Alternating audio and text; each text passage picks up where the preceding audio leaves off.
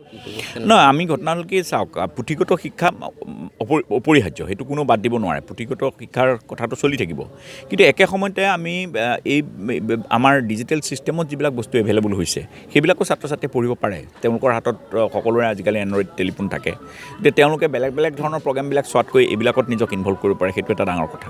আৰু আমি এইটো কথাকে ক'বলৈ যত্ন কৰিছোঁ যে নাক বা অন্যান্য যিবিলাক আজিকালি স্কেল হৈছে, মাপকাঠি জোখাৰ শিক্ষা ব্যৱস্থাক জোখাৰ কাৰণে যিবোৰ মাপকাঠি হৈছে সেইবোৰত যেনেকৈ বহু নিগেটিভ কথা আছে, তাৰ পজিটিভ দিশটো হ'ল এইটোৱেই যে সেইবিলাকৰ মাজেৰে গোটেই ছিষ্টেমটোক আমি কেনেকৈ এটা সামগ্ৰিক লক্ষ্যত শিক্ষা ব্যৱস্থাক আগুৱাই নিব পাৰোঁ, শিক্ষক ছাত্ৰ অভিভাৱক এই গোটেইবিলাকক আমি কেনেকৈ তাৰ লগত জড়িত কৰাব পাৰোঁ বা কিমান পৰিমাণে জড়িত হৈছে, এই গোটেইবিলাকো এটা জোখমাপ কৰা এটা ব্যৱস্থা হৈছে।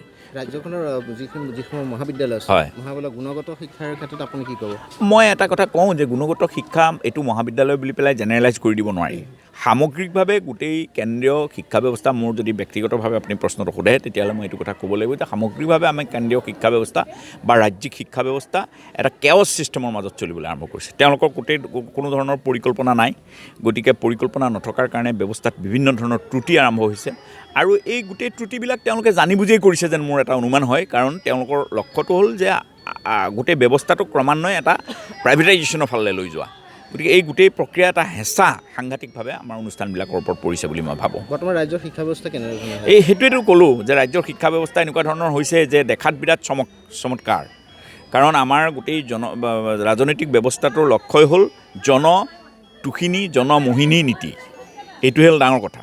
জনমোহিনীৰ কাৰণে তেওঁলোকে জনতাক মোহগ্ৰস্ত কৰিবৰ কাৰণে কেতবোৰ আঁচনি গ্ৰহণ কৰিছে, কিন্তু সেইবোৰৰ বাস্তৱ ফলাফল কিমান ধৰণে হৈছে সেইটো আচৰিত কথা। এতিয়া ধৰক আপুনি এটা কথা চাব যে আজি এখনৰ পিছত এখনকৈ বিশ্ববিদ্যালয় গঠন হৈছে, আমি খুব ভাল পাইছোঁ চবেই, হয় বিশ্ববিদ্যালয় লাগিব, কিন্তু একে সময়ত আজি যথেষ্ট সংখ্যক কলেজ শিক্ষকে সকলো ধৰণৰ পাৰদৰ্শিতা থকাৰ পিছতো, সকলো ধৰণৰ চৰকাৰে যিবোৰ ক্ৰাইটেৰিয়া দিছে সেই গোটেই ক্ৰাইটেৰিয়া ফুলফিল কৰাৰ পিছতো আজি বহু শিক্ষকৰ জীৱন চৰকাৰে লটকাই থৈ দিছে, তেওঁলোকে কোনো ধৰণৰ ব্যৱস্থা কৰিব পৰা নাই।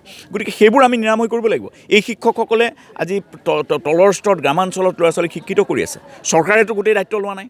এই প্ৰাইভেট কলেজবিলাকে হাজাৰ হাজাৰ ল'ৰা ছোৱালীৰ জীৱন আজি তৈয়াৰ কৰি আছে। গতিকে সেই শিক্ষকসকলক আমি আজি ব্যৱস্থা কৰি দিব পৰা নাই, তেওঁলোকৰ চাকৰি নিয়মিতকৰণ কৰিব পৰা নাই। গতিকে এইবিলাক কথাওতো চৰকাৰে চাব লাগিব।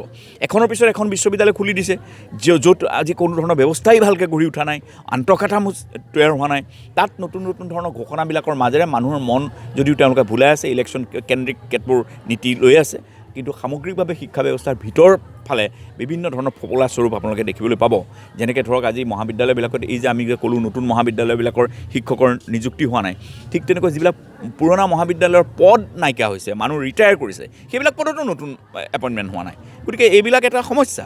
যদি টিচাৰ এপইণ্টমেণ্ট নহয় তেতিয়াহ'লে ষ্টুডেণ্টে কেনেকৈ শিক্ষা পাব? আপোনাৰ ধৰক আজি স্পেচিয়েলাইজেশ্যনৰ যুগ হৈছে, গতিকে এই স্পেচিয়েলাইজেশ্যনৰ যুগবিলাকত নতুন নতুন বিষয়ত নতুন নতুন শিক্ষক লাগিব। সেইবিলাক যদি আমি এপইণ্টমেণ্টেই বন্ধ কৰি থওঁ তেতিয়াহ'লে কেনেকৈ এইবিলাক ডেভেলপ কৰিব? গতিকে এই সমস্যাবিলাকত মই ভাবোঁ যে ভাল ধৰণে মনোযোগ দিয়া হোৱা নাই। আমি কাকো দোষাৰোপ কৰা নাই, মই না কংগ্ৰেছ না বিজেপি মই ক'ব বিচৰা নাই, কিন্তু সামগ্ৰিকভাৱে দীৰ্ঘদিন ধৰি অসমৰ শিক্ষা ব্যৱস্থাত এই কথাবোৰ লৈ ছিৰিয়াছ থিংকিঙৰ এটা অভাৱ হৈছে। এইটো ঠিক কৰা দৰকাৰ।